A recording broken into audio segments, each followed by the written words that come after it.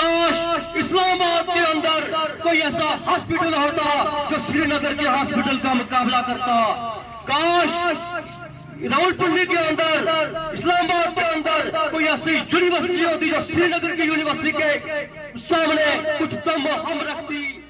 যেই সময় ইমরান খান চীনে কাশ্মীরের বিরুদ্ধে বিষ উগলাচ্ছিল, ঠিক ওই সময় পাকিস্তান অকুপাইড কাশ্মীরের মানুষরা সেটা করে দেয়, যা পাকিস্তানকে পুরো কাঁপিয়ে রেখে দেয়।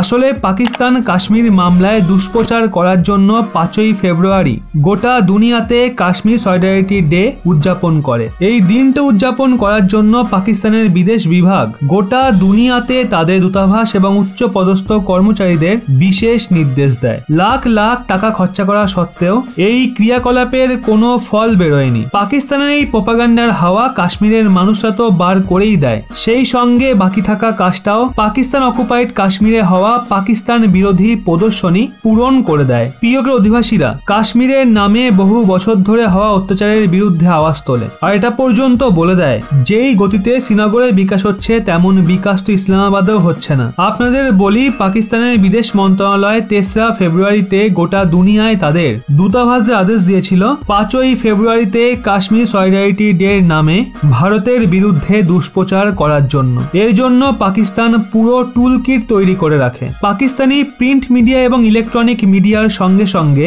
সোশ্যাল মিডিয়াতেও ভারতের বিরুদ্ধে বিষ উগলানোর নির্দেশ দেওয়া হয়। কিন্তু এই পুরো পরিকল্পনা কাশ্মীরবাসীরাই ধুয়ে মুছে সাফ করে দেয়। ভারতের কাশ্মীরের ভিন্ন ভিন্ন শহরে এবং গ্রামে পাকিস্তানের বিরুদ্ধে র্যালি বের করা হয়। র্যালিতে অংশগ্রহণ করা যুবকরা খোলামেলাভাবে 30 বছর ধরে কাশ্মীরে চলতে থাকা খুন খারাপির জন্য পাকিস্তানকেই দোষী সাব্যস্ত করে, আর তারা বলে যে কোনো পরিস্থিতিতে তারা ভারতীয়ই থাকবে। পাকিস্তান অকুপাইড কাশ্মীরেও ক্ষোভ দ্রুত ছড়িয়ে পড়ে। পাকিস্তান অকুপাইড কাশ্মীরের দাবি হাজিয়া এবং বাগ এলাকাতে পাকিস্তান বিরোধী র্যালি বার করা হয়। ওই র্যালিতে 5ই ফেব্রুয়ারিকে ফ্রড ডে নাম দেওয়া হয়। চলুন আপনাদের বলি পাকিস্তানে আসে এই ভূমিকম্প ঠিক কতটা বড়।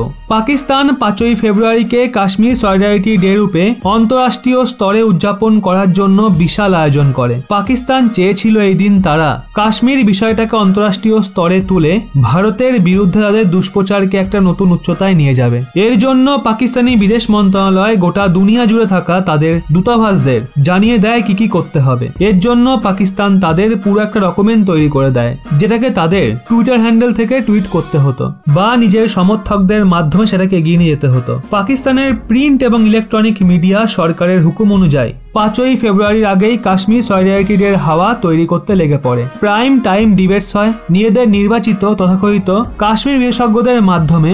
কাশ্মীরের বিষয়ে ভারতের বিরুদ্ধে জমিয়ে বিষ উগলানো হয়। এক সপ্তাহের মধ্যেই অনেক ফেক টুইটার হ্যান্ডেল তৈরি করা হয়, যার মাধ্যমে লাখ লাখ টুইট করা হয় যাতে কাশ্মীর সলিডারিটি ডেকে টুইটারে ট্রেন্ড করানো যায়। এই পুরো পরিকল্পনায় পাকিস্তান কোটি কোটি টাকা খরচা করে দেয়, কিন্তু এই পুরো বেলুনের হাওয়া একটা ছোট্ট পিন বের করে দেয়। আসলে পাকিস্তান অকুপাইড কাশ্মীর এবং ভারতের কাশ্মীর দুই জায়গাতেই কাশ্মীরিরা পাকিস্তানি সরকারের মুখোশ খুলে দেয়। পাক অকুপাইড কাশ্মীরের দাবি হাজিরা এবং বাগের মতো এলাকায় স্থানীয় মানুষরা বড় বড় র্যালি বার করে, আর ইন্টারন্যাশনাল কাশ্মীর সলিডারিটি ডেকে পাকিস্তানের ফ্রড ডে রূপে উদযাপন করে। এর দরুন অনেক রাজনৈতিক নেতা পাকিস্তান অকুপাইড কাশ্মীর এবং ভারতের কাশ্মীরের তুলনা করে পাকিস্তানি সরকারকে কড়া সত্য বুঝিয়ে দেয়। ভারতের কাশ্মীরের ভিন্ন ভিন্ন শহরে যুবক, ছাত্র, ব্যবসায়ী এবং সাধারণ মানুষরা বড় বড় র্যালি বার করে, আর পাকিস্তানের সরকারকে পরিষ্কারভাবে এটা বলে দেয় যে তারা ভারতীয় আর ভারতের কাশ্মীরে থাকে, ভারত তাদের রক্তে বয়, আর পাকিস্তানের কোন রকম দুষ্প্রচার এখন আর তাদের বিগড়াতে পারবে না। পাকিস্তান 5ই ফেব্রুয়ারিতে কাশ্মীরকে নিয়ে ভারতের সঙ্গে আরো একটা বড় লড়াই হেরে যায়। আপনারাই বলুন না, কোনো কিছু কি আর জোর করে পাওয়া যায়, তাও আবার সম্মান আর ভালোবাসা?